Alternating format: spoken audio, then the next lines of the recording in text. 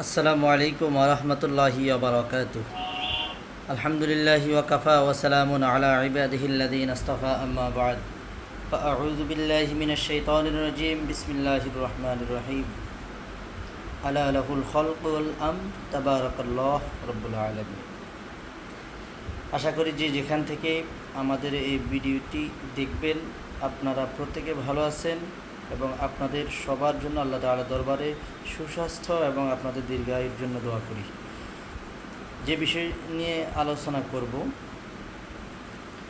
আমাদের দেশে বিশেষ করে উপমহাদেশে বা বাংলাদেশের মধ্যে একটা জিনিস অনেক বেশি দেখা যায়, তা হলো ওলামায়ে কেরামদের মাঝে ছোটোখাটো কিছু বিষয় নিয়ে দ্বন্দ্ব, মতানৈক্য বা ভিন্ন মতের কোনো কিছু দেখলেই সে যত ভালো কাজ করুক না কেন সেটা বাতিল।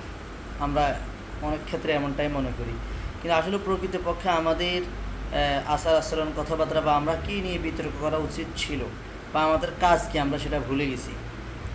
যেমন একটা উদাহরণ দিয়ে আমি শুরু করি এভাবে, যে ওয়াশরুমে যাওয়ার পর আপনি প্রস্রাব করে ঢিলাকুলুপ নিয়ে কত দূর হাঁটবেন, কোন দিকে হাঁটবেন, কত কদম হাঁটবেন, এগুলো নিয়ে বিতর্ক, এগুলো নিয়ে আলোচনা করে ওলামায়ে কেরাম।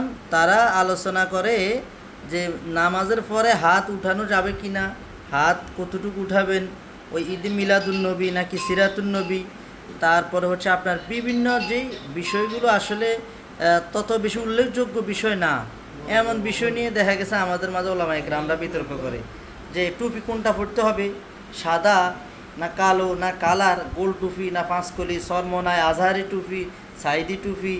এরপরে এখন আরেকটা বের হয়েছে, এটা হচ্ছে কি যেন ওই যে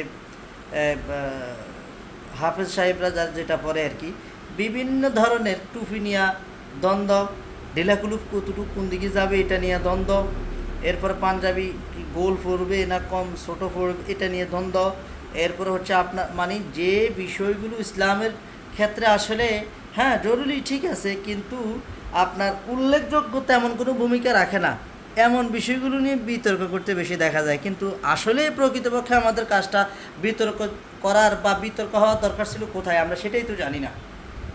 আর ওলামায়ে কেরাম যেমন করে মসজিদের মিম্বারে নামাজে খুতবা দেয়, নামাজ পড়ায়, মসজিদের মিম্বার থেকে যেমন করে সমাজ মুসল্লিদেরকে পরিচালনা করে, তেমনভাবে ওলামায়ে কেরাম রাষ্ট্রের মসনদে বসবে, দেশ পরিচালনা করবে, তারা ক্ষেপণাস্ত্র তৈরি করবে, তারা বিমান কিভাবে চালানো হয় সে প্রশিক্ষণ নেবে, বিমান কিভাবে তৈরি করতে হয় সে প্রশিক্ষণ নেবে। এগুলো না করে তারা শুধু আছে ঢিলাকুলুপ আর টুফির মধ্যে, পাঞ্জাবির মধ্যে। আপনি আরেকটা বিষয় খেয়াল করলে দেখবেন যে আমাদের দেশে ওলামায়ে কেরাম আপনার ভালো কোনো ব্যবসা প্রতিষ্ঠানে নাই, বড় কোনো হসপিটালে নাই, কোনো ব্যাংকে নাই, বড় বড় সরকারি যতগুলো বিভিন্ন প্রজেক্ট আছে, কোনো প্রজেক্টে আপনি দেখবেন ভালো কোনো ওলামায়ে কেরামকে দেখবেন না। ওলামায়ে কেরাম কি ছোটো ছোটো মন মানসিকতার বা একবারে তারা আছে কোথায় মসজিদে, মক্তবে, আপনার মানুষের বাড়ির দরজায়, ওই ইয়াতে, হ্যাঁ মানুষের বাড়ির দরজায় থেকে তাদেরকে এলেম কালাম শিক্ষা দেওয়া, এটা দোষের কিছু না, কিন্তু সেখানেই আপনি সারা জীবন কাটিয়ে দিবেন ব্যাপারটা তো এমন নয়।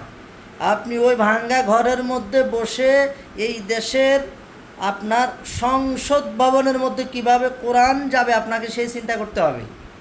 আপনার আফগানিস্তানের ওলামায়ে কেরাম তাদের এক হাতে কোরআন এক হাতে তলোয়ার, অস্ত্র কিভাবে চালানো হয় তারা সেটা ট্রেনিং নিছে। কী জন্য? আরেকজনকে মারে পালানোর জন্য না, তাদের দেশ সার্বভৌমত্ব রক্ষার জন্য এবং নিজেদের সেফটির জন্য। এবং আফগানিস্তান মাত্র কয়েক বছরের মধ্যে তারা বিশ্বের মধ্যে একটা রোল মডেল, তাদেরকে আজকে অনুসরণ অনুকরণ করতেছে বিভিন্ন দেশ, কারণ ওই দেশ কোরআন মোতাবেক চলতেছে। এখন আমাদের দেশে আমরা আছি টুপি, পাঞ্জাবি, দাড়ি, তসবি, সুবহানাল্লাহ, আলহামদুলিল্লাহ, মসজিদের কোনায় কোনায় বসে এই ধরনের কাজগুলোর মধ্যে আমরা ব্যস্ত। অতএব ওলামায়ে কেরামদের প্রতি উদারত আহ্বান থাকবে, মন মাইন্ড আরও ব্রড চিন্তাধারা করুন এবং সমাজ বিনির্মাণের লক্ষ্যে এই বাংলাদেশ পরিবর্তন করতে হলে ওলামায়ে কেরামের ভূমিকা অনেক বেশি জরুরি। সেই ক্ষেত্রে আপনারা আশা রাখি আমাদের যে দায়িত্বে আছেন সেখানে দায়িত্বের জায়গা থেকে দায়িত্ব ঠিক রেখে কোরআনের পক্ষে কাজ